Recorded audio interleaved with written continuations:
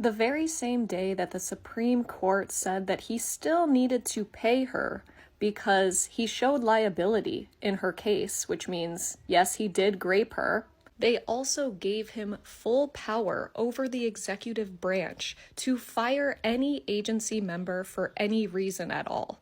How can they square this? How can they do both of these decisions on the same day? How could they see both of these cases and then continue to give him more power?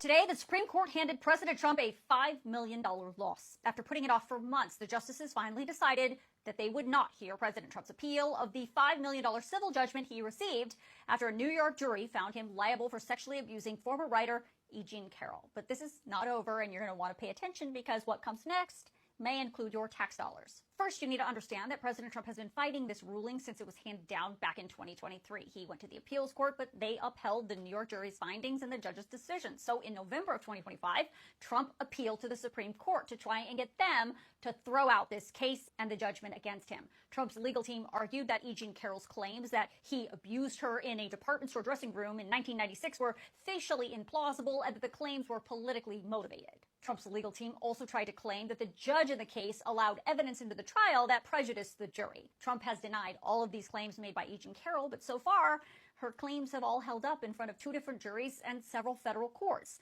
Well, today, in just one line, the Supreme Court said no. They would not hear Trump's appeal in this case. The justices did not give a reason for why they denied Trump's appeal. So it appears that Trump will finally have to pay that $5 million he owes E. Jean Carroll. But Trump said, not so fast. He posted to his social media account calling this a surprising ruling of a fake case and said he's going to continue to fight it.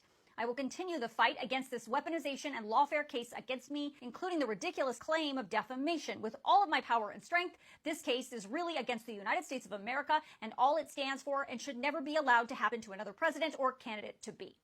That is where your tax dollars may come in. So hang on, because you need to first understand the timing here. E. Jean Carroll first filed the sexual abuse case against Trump in New York in 2019. But because he was still in office and because of presidential immunity... Mi nombre es María del Refugio Palacio Ruiz. ¿Cómo es posible que no puedan entrar a ese punto, pero sí encapsular a las familias madres buscadoras, mandarnos más de 80 elementos a esa marcha pacífica que teníamos, a esa cascarita?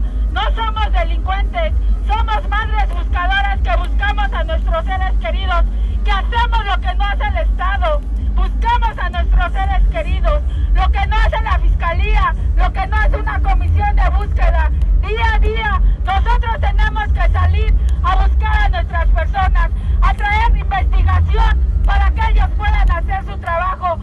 ¿Cómo es posible que el gobierno sí cubre 80 elementos de seguridad para un contingente pequeño, pero para esos puntos no puede ocupar esos elementos?